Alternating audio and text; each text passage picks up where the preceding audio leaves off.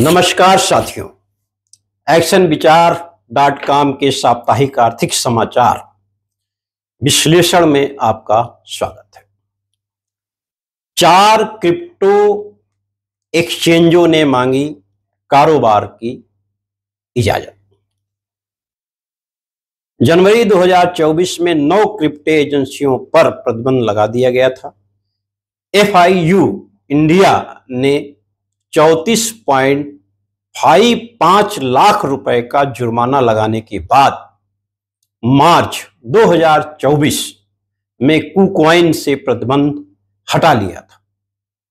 उम्मीद जताई जा रही है बाइनेंस को भारत में जल्द कारोबार करने की इजाजत मिल सकती है।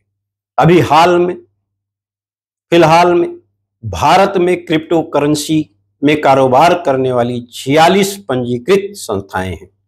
यदि इजाजत मिलती है KuCoin और बाइनेंस के साथ इनकी कुल संख्या 48 हो जाएगी। IPL कारोबार का मूल्य 16.4 अरब डॉलर हुआ। इस बार की विजेता टीम कोलकाता नाइट राइडर्स की ब्रांड वैल्यू 19.3% से बढ़कर 21.6 करोड़ डॉलर हुई।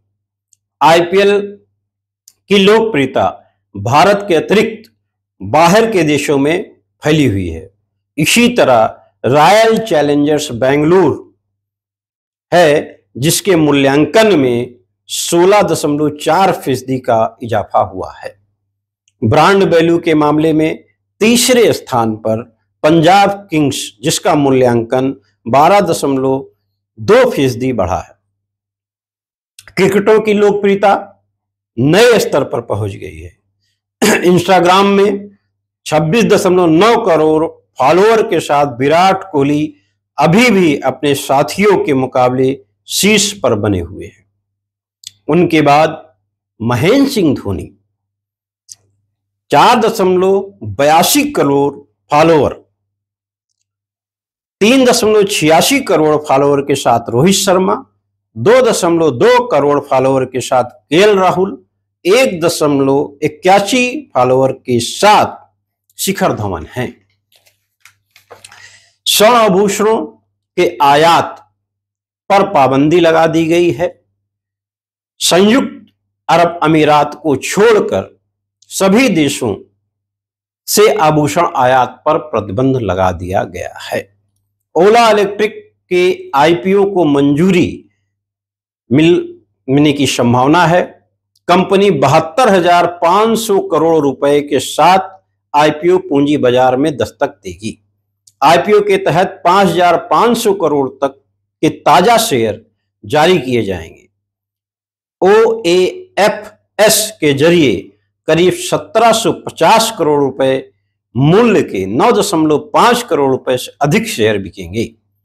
टाटा मोटर EV में करेगी बड़ा निवेश। कंपनी 2030 तक अपने इलेक्ट्रिक वाहन कारोबार में लगभग 18,000 करोड़ रुपए की निवेश करने की योजना बना सकती है। वित्त वर्ष 2030 तक यात्री वाहन बाजार में 20% हिस्सेदारी हासिल करने का टाटा मोटर्स ने लक्ष्य लिया है। कंपनी अगले 24 महीने में 50 शहरों तक बढ़ाएगी इलेक्ट्रिक वाहनों के डीलर। 4 इलेक्ट्रिक कार मॉडल बेचती है इस समय वर्तमान में, और 2026 तक नए मॉडल लाने की योजना है। कंपनी के उत्पादों में 2030 तक करीब 30% की हिस्सेदारी हो जाएगी। ई वाहनों की हिस्सेदारी वित्त वर्ष 2024 में देश में कुल 90,996 इलेक्ट्रिक कार की बिक्री हुई, जो पहले एक साल के मुकाबले लगभग 92% अधिक है। ये इलेक्ट्रिक वाहनों के लिए खुशखबरी का विषय है और भारत में ई व्हीकल्स में बहुत बड़ी संभावना है। फूड डिलीवरी एग्रीगेटर जोमेटो अपने क्विक फार्मर्स कारोबार ब्लिंकिट में 300 करोड़ रुपए का निवेश करेगी। यह निवेश वर्तमान में बढ़ रही प्रतिस्पर्धा को देखते हुए की जा रही है। गरीब की थाली पर महंगाई का ना हो असर, इसके लिए सरकार आवश्यक वस्तुओं को सूची में लेने की कोशिश कर रही है। उम्मीद है कि 16 नई वस्तुओं को शामिल करने की सरकार की तैयारी हो चुकी है, जिसमें चावल, गेहूं, चीनी, गुड़, नमक, दूध, चाय, आलू, प्याज, टमाटर, चना, दाल अरहर, दाल मूंग, दाल मंसूर, दाल मूंगफली, सरसों तथा सूरजमुखी तेल, सोया तेल, पाम ऑयल और वनस्पति घी शामिल है। ये 16 वस्तुएं ऐसी हैं जिस पर सरकार की पूरी निगरानी रहेगी कि इसका मूल्य बढ़ने न पाए और गरीब की थाली जो खाने की है उसका दाम किसी भी तरीके से नियंत्रित रहे। हेलमेट से जीएसटी हटाने की मांग जोर पकड़ रही है। लोगों का कहना है कि हेलमेट पर जीएसटी 0% हो जानी चाहिए, जिससे लोग ब्रांडेड एवं अच्छी गुणवत्ता का ब्रांडेड एवं अच्छी गुणवत्ता के हेलमेट को खरीद सकें।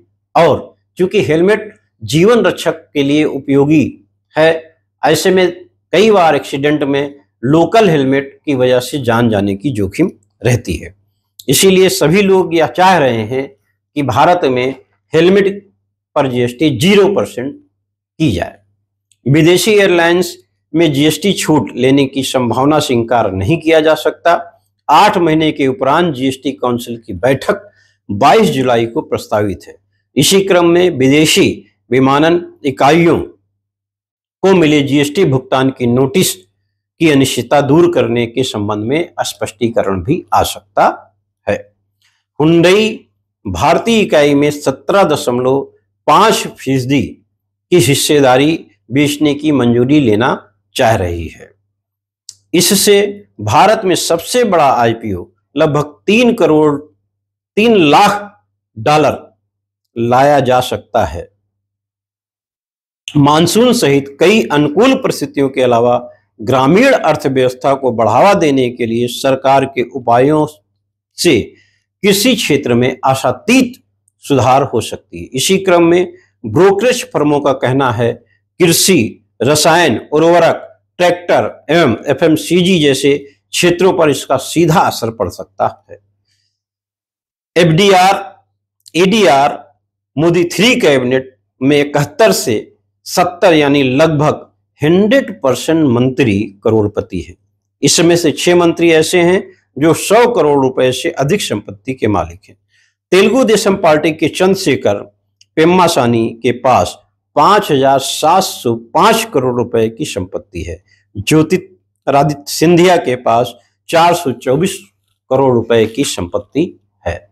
दोस्तों, ये आर्थिक विश्लेषण जो actionvichar.com के द्वारा साप्ताहिक रूप में किया जा रहा है, इसको निरंतर और अच्छी तरीके से आप सबके समक्ष लाया जाएगा। इसी क्रम में आप सबको एक्शन विचार की ओर से बहुत बहुत नमस्कार और आप सबके सहयोग के लिए आप सबका बहुत बहुत धन्यवाद।